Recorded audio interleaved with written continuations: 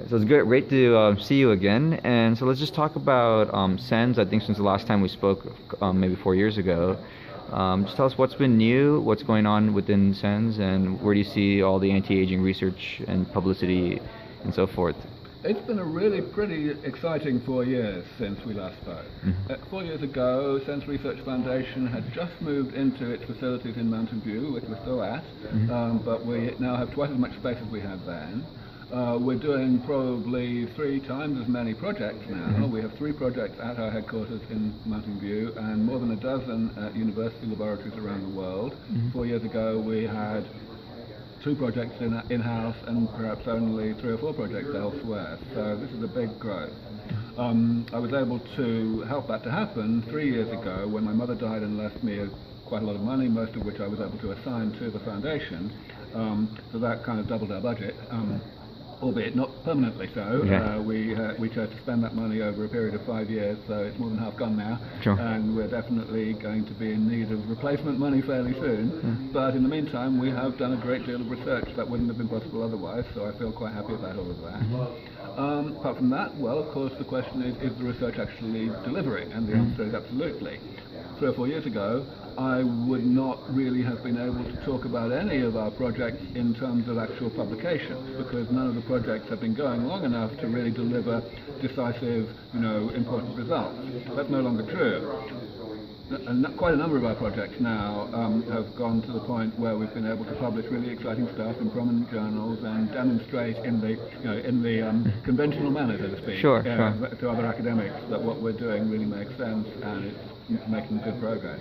And of course, demonstrating that to donors is also very important. Absolutely. Because, their money is being effectively spent. Also, I had another more maybe specific scientific question on the other hand.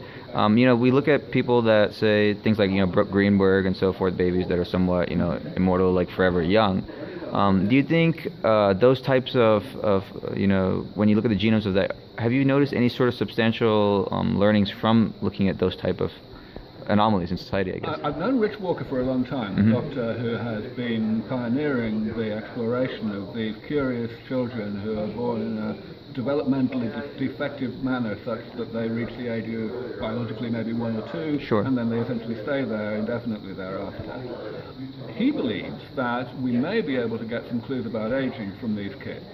I don't really think that's very likely, and indeed most gerontologists don't think it's likely. They think that it's purely a developmental defect and that there isn't actually any impact on the accumulation of damage, the kinds of problems that cause ill health in old age.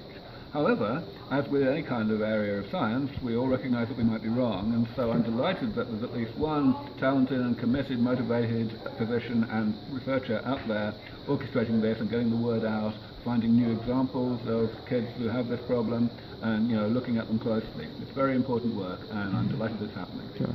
And I think yesterday we spoke a lot about full genome sequencing and how important big data is in terms of understanding aging. So in your opinion, how important is it, and what sort of results do you think we're going to see when we sequence like 7 billion genomes and so forth? The key thing I think we need to understand about big data in aging and in medicine in general is that its main potential is with regard to personalized medicine. With regard to understanding how the differences between people, whether genetic or other or metabolic differences, can translate into careful and highly optimized choices of what therapies to use. Sure. And that tells us a lot about the value of big data in the short term and the long term.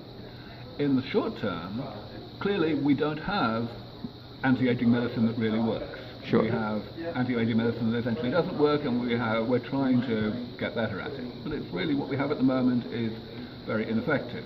So that is the situation in which personalization makes a huge difference. When we can optimize something that's mediocre and make it slightly less mediocre, Absolutely. we can actually have a big impact on people's health and on how long they stay healthy.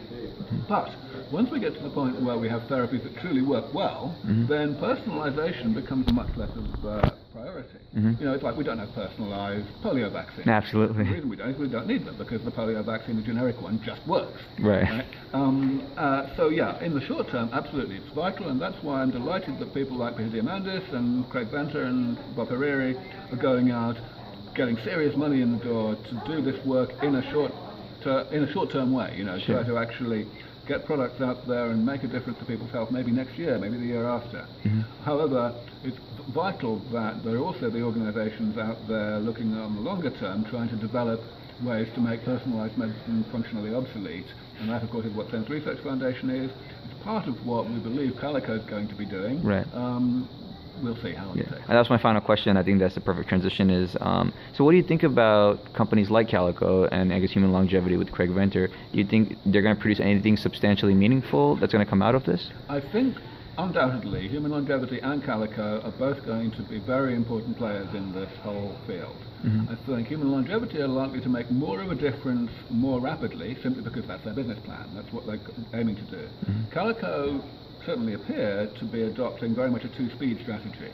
They are doing short-term like stuff on a very big scale, making deals with big pharmaceutical companies, for example, trying to make sure that they can accelerate the pipeline for drugs against specific diseases of old age. But at the same time, as demonstrated by the fact that they've hired people like David Botstein and Cynthia Kenyon, it's clear that they also very much want to take the long view and really tackle aging properly in the long run, and it takes as long as it takes.